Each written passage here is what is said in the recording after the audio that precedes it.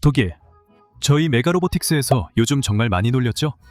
유로보크, 푸마, 미래 전투항공 시스템까지. 그리고 이제 또 한 번 해야겠네요. 미안하지만 진지하게 말해서 이건 저희 잘못이 아닙니다. 독일이 방위 개발과 군사 조달을 세계 대전에서 이기는 것만큼이나 못하기 때문이죠. 칼날처럼 바로 심장을 찌릅니다. F126 프리기탐, 미더 작센급 프리기탐으로도 알려진 이 함정은 거의 20년 가까이 개발 중입니다.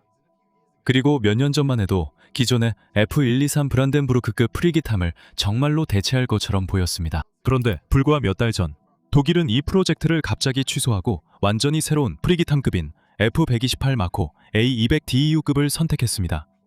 이름이 좀 길죠, 독일. 그러니까 독일이 어떤 나라인지 자세히 살펴봅시다. 독일은 이름이 길기로 유명하죠.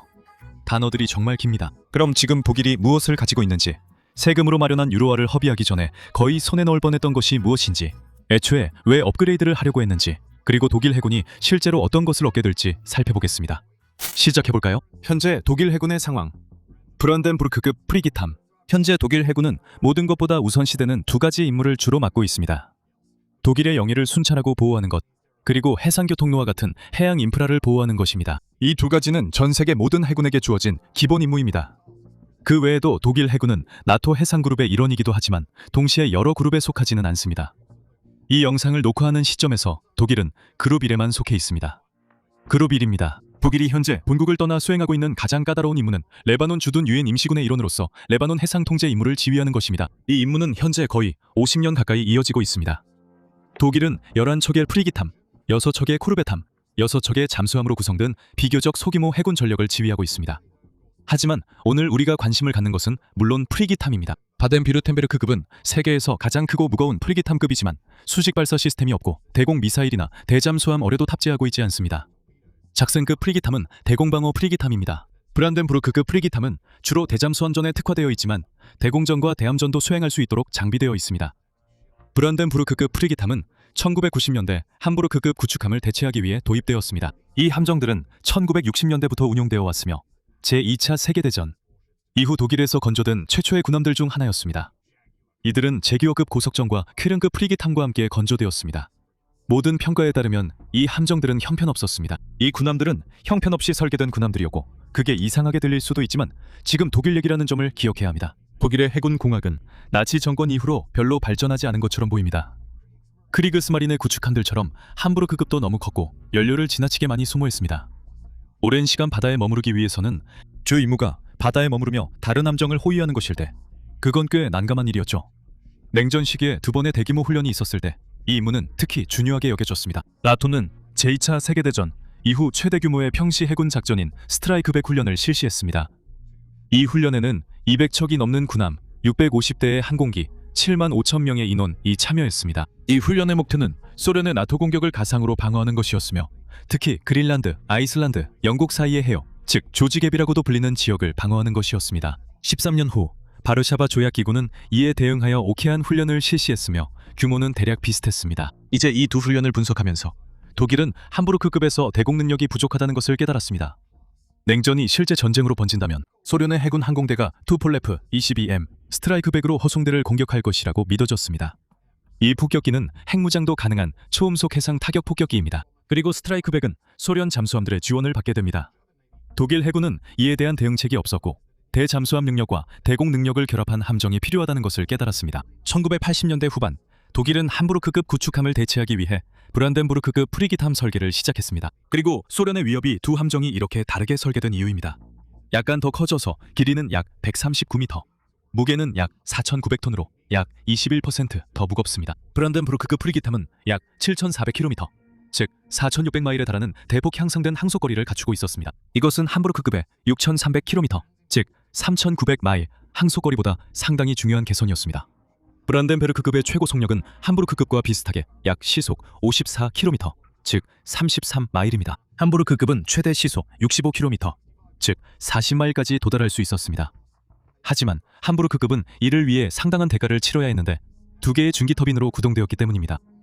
중기터빈은 엄청나게 비효율적인 추진 시스템입니다. 터빈에서 생성된 에너지가 실제로 샤프트에 전달되는 에너지는 아닙니다. 그래서 함부르크급의 68,000마력은 실제로 68,000마력이 아니었습니다. 반면 브란덴부르크급이 생성한 5만 1000마력은 거의 실제로 함선이 사용할 수 있는 출력이었습니다. 에너지 효율성의 향상 덕분이죠. 브란덴부르크급 호위함은 더 무거워졌음에도 불구하고 약간의 속도를 희생하는 대신 더 오래 바다에 머물 수 있었습니다. 하지만 가장 큰 업그레이드는 무장과 센서 장비였습니다. 함부르크급 구축함은 매우 빠르게 노후화의 흔적을 드러냈습니다. 이 구축함들은 화력 통제 레이더가 3개, 소나가 하나뿐이었습니다. 그게 전부인 감지 시스템이었죠. 참고로 1980년대 초반에는 이미 이런 시스템이 구식이었고 심지어 더 작은 초계함조차 더 나은 시스템을 갖추고 있었습니다. 반면 브란덴부르크급 호위함은 대공 탐지 레이더, 감시 레이더, 여러 개의 화력 통제 레이더와 항해 레이더, 선수 소나와 예인 소나까지 갖추고 있었습니다. 전자전 대응 장비, 플레어 발사기, 그리고 여러 개의 기만탄 발사기도 탑재되어 있었습니다. 그래서 이 점에서 두 설계는 비교할 수 없다고 해도 과언이 아닙니다.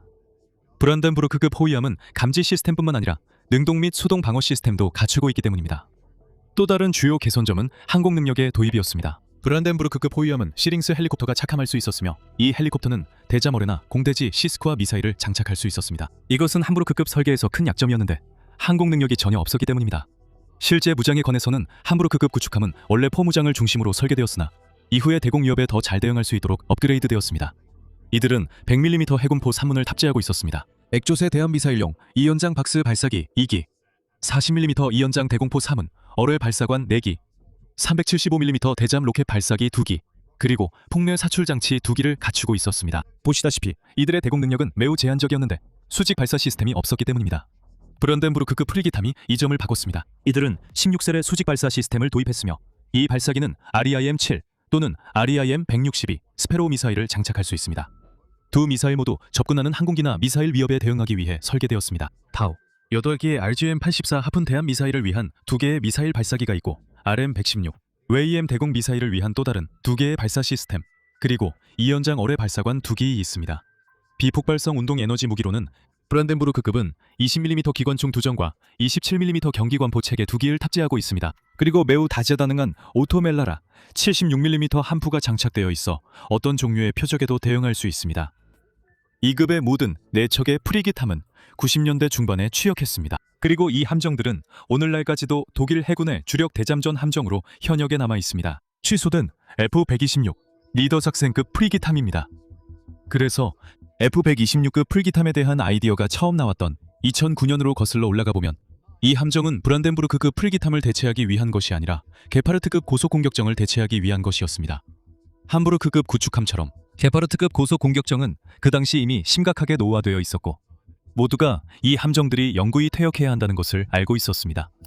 결국 2016년에 그렇게 되었습니다. 하지만 해군이 이 프로젝트를 연구하면서 반세기 전과 달리 장기간 해외 파병이 훨씬 더 흔해졌다는 사실을 깨달았습니다.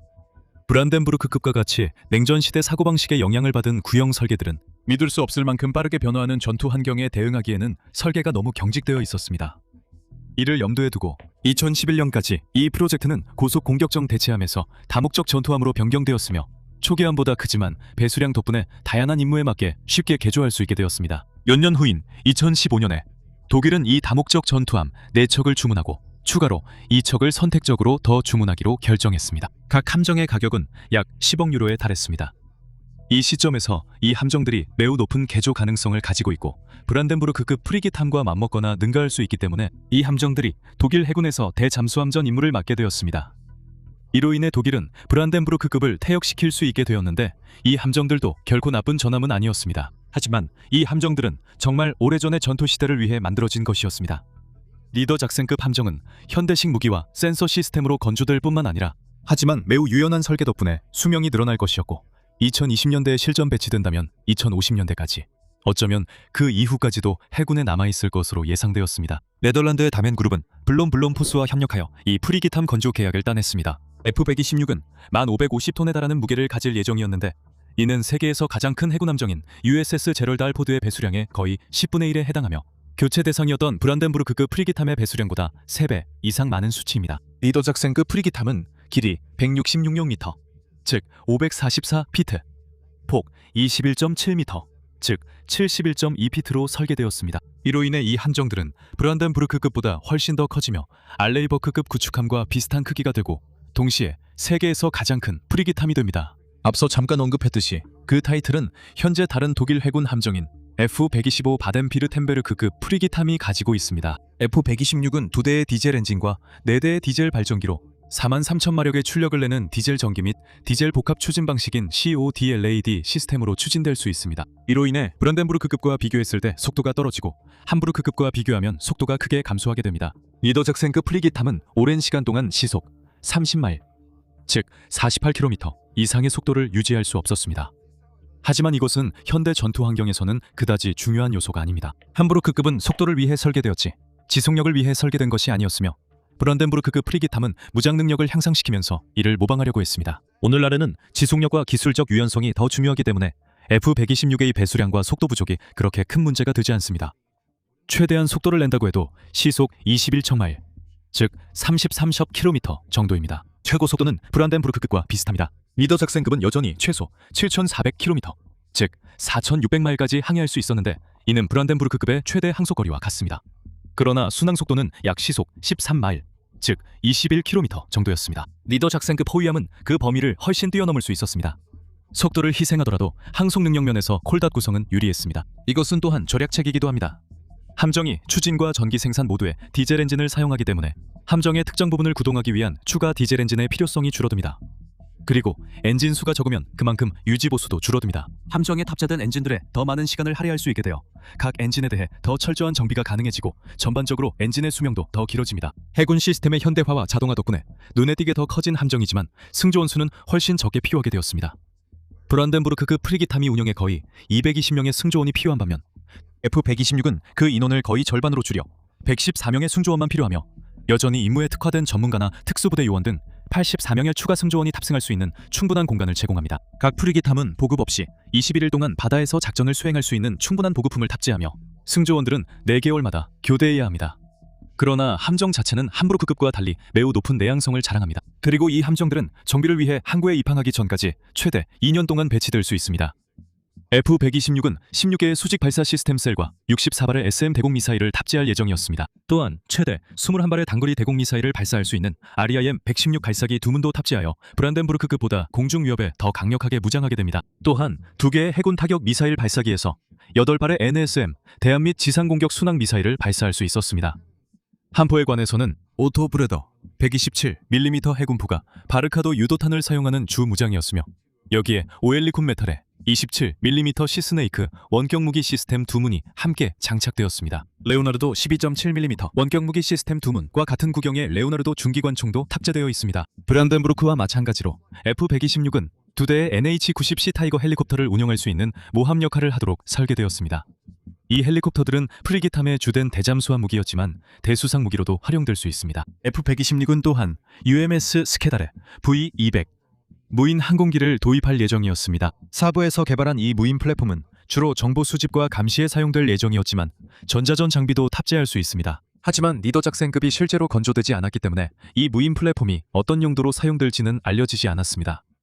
비평가들에 따르면 F-126의 무장은 가장 취약한 부분 중 하나입니다. 그리고 나중에 F-128급, 즉 F-126 대신 개발될 예정인 프리기탐급에 대해 이야기할 때 다시 보시겠지만 두 설계안은 새로운 설계가 대략 3배 더 가벼움에도 불구하고 무장 구성은 매우 비슷합니다.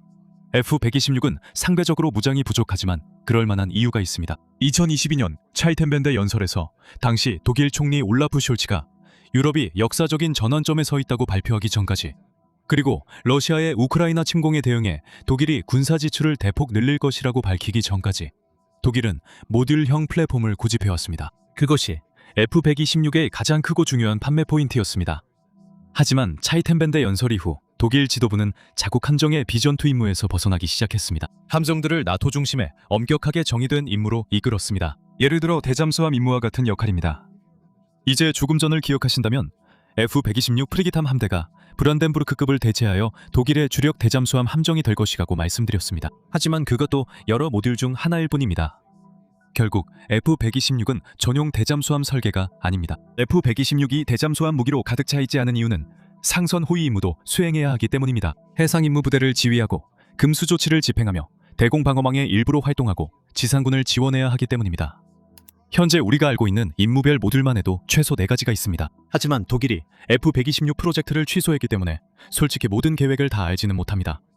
가장 중요한 것은 당연히 대잠수함 모듈이었는데 여기에는 예인 소나가 포함되어 있었습니다. 하지만 구금 시설과 의료 격리 구역이 포함된 구금 모듈에 대한 구체적인 계획도 있었습니다. 이 모듈은 예를 들어 배제 구역에서 사용할 수 있습니다. 기뢰 대응 모듈은 기뢰가 의심되는 구역에서 사용할 수 있고 잠수 챔버 모듈은 수중 작전을 가능하게 합니다. 이 모든 것을 감안할 때 리더 작센급은 기존의 브란덴부르크급 프리기탐에 비해 훨씬 큰 발전이 될 것처럼 보입니다. 그래서 여러분은 왜 이 함급이 취소되었는지 궁금해하실 수도 있습니다. 간단히 말해서 세 가지 요인이 완벽하게 겹치는 최악의 상황이 정확히 그 시점에 벌어지고 있었습니다. 계약이 네덜란드 회사에 돌아가자 독일 관계자들이 불만을 제기했습니다. 다니엘 퀼터는 독일 슐레스비히 홀슈타인주를 대표하는 인물로 이곳에는 레이시온 오리온 라인메탈 그리고 가장 중요한 티센크루프 마린 시스템즈가 운영되고 있습니다. 그는 계약을 네덜란드 회사에 주는 것이 지역 경제에 위협이 된다고 말했습니다. 또한 수상함 건조가 핵심 기술로 분류될 수 있으므로 독일 업체에만 계약을 맡겨야 한다고 덧붙였습니다. 사실 이것은 EU 국가들 사이에서 꽤 흔한 일입니다. 대부분의 국가들이 핵심 지식을 보존하고 일자리를 제공하기 위해 해군 함정을 자국에서 개발하는 것을 선호하기 때문입니다.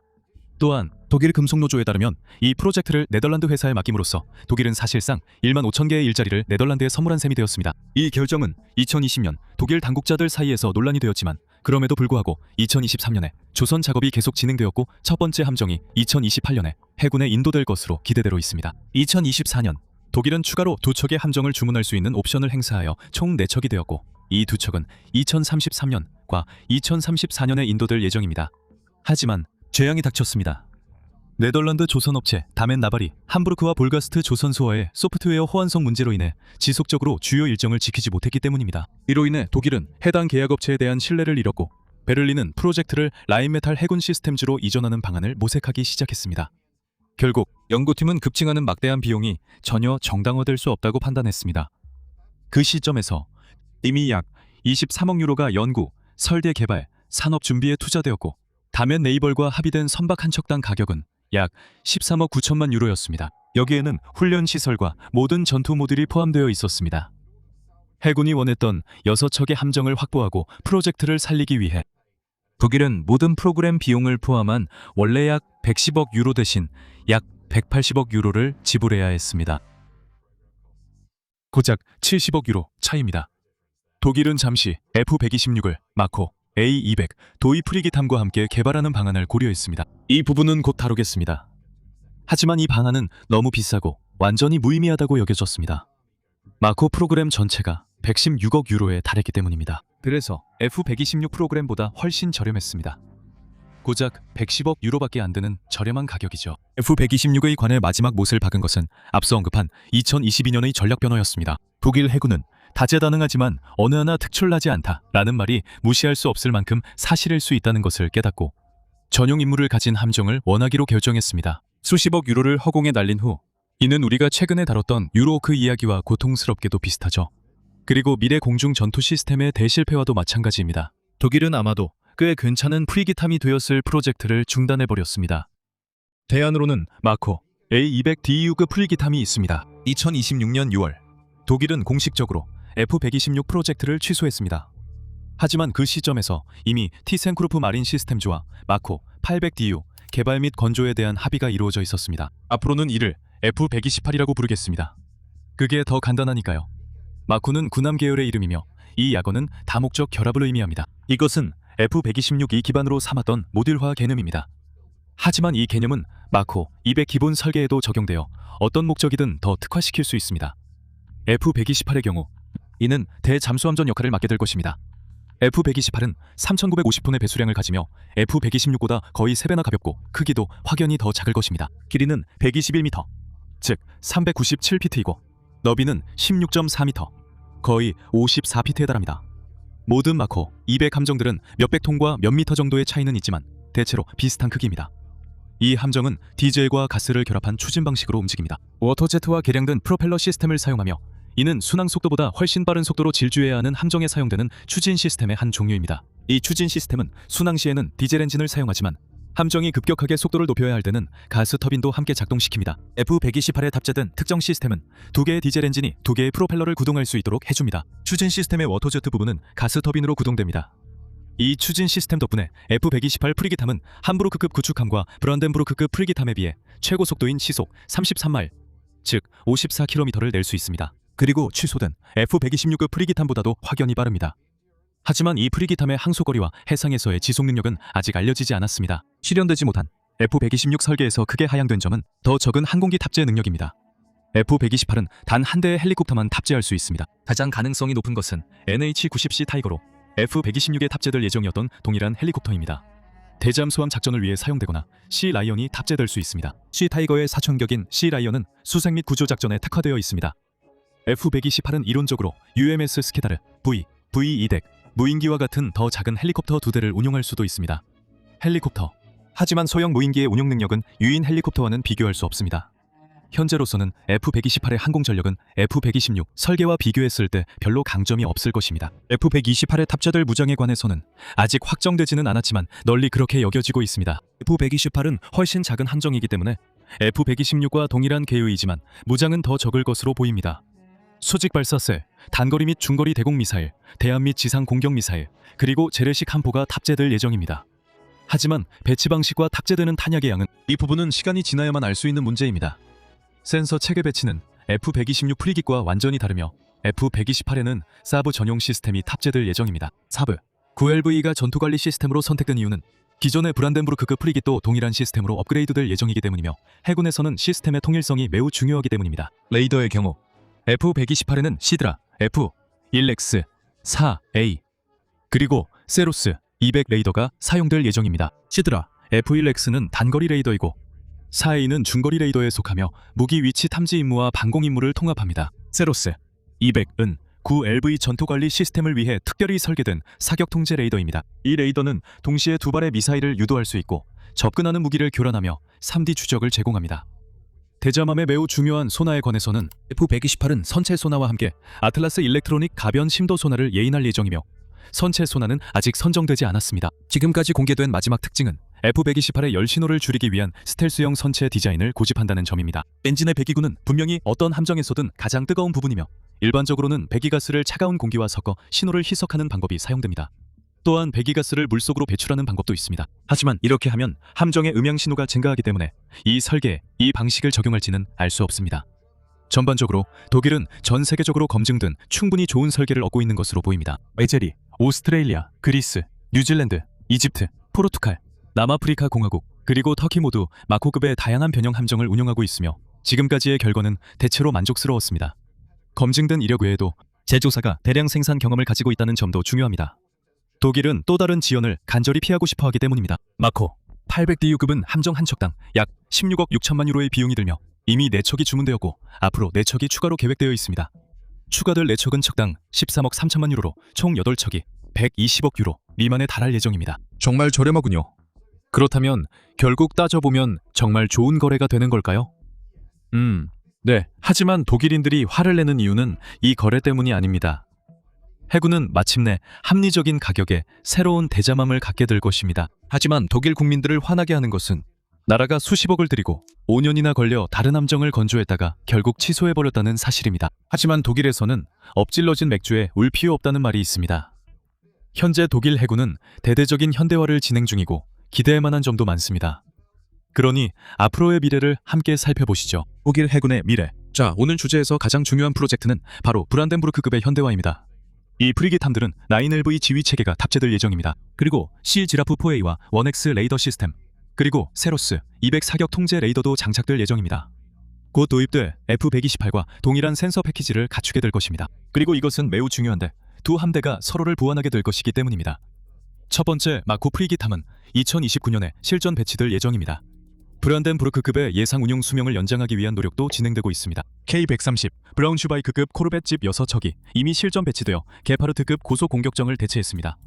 모든 건조가 완료되면 전체 함대는 10척의 코르벳으로 구성될 예정입니다. 이 코르벳들은 원래 F-126이 대체할 예정이었던 함대를 대체하고 있습니다. 이제는 노후화된 오스터급 신호 및 정보 수집함은 타입 424 함대 지원함이 도입되면 마침내 퇴역하게 됩니다. 이것은 세 척의 함정과 훈련센터를 위해 33억 유로라는 막대한 투자가 이루어진 것입니다. 하지만 독일은 1980년대부터 같은 SIG 아이언티 함정을 운용해왔기 때문에 이는 매우 중요한 일입니다. 독일의 잠수함 전력도 타입 212 CD 잠수함급으로 보강될 예정입니다. 현재 전력은 2005년부터 2016년까지 추역한 212A급 잠수함 6척으로 구성되어 있으며 이탈리아도 같은 급 잠수함 4척을 구매했습니다. 새로운 212CD급은 훨씬 더 크고 무장 능력도 향상될 예정입니다. 독일은 55억 유로에 6척을 주문했고 추가로 3척을 선택할 수 있는 옵션도 있습니다. 노르웨이도 6척을 주문했으며 캐나다는 12척의 잠수함을 주문할 예정입니다. 또한 대형 무인 잠수함과 대공 프리게탐에 대한 구체적인 계획도 있습니다. F-127급은 2034년경에 실전 배치될 예정입니다.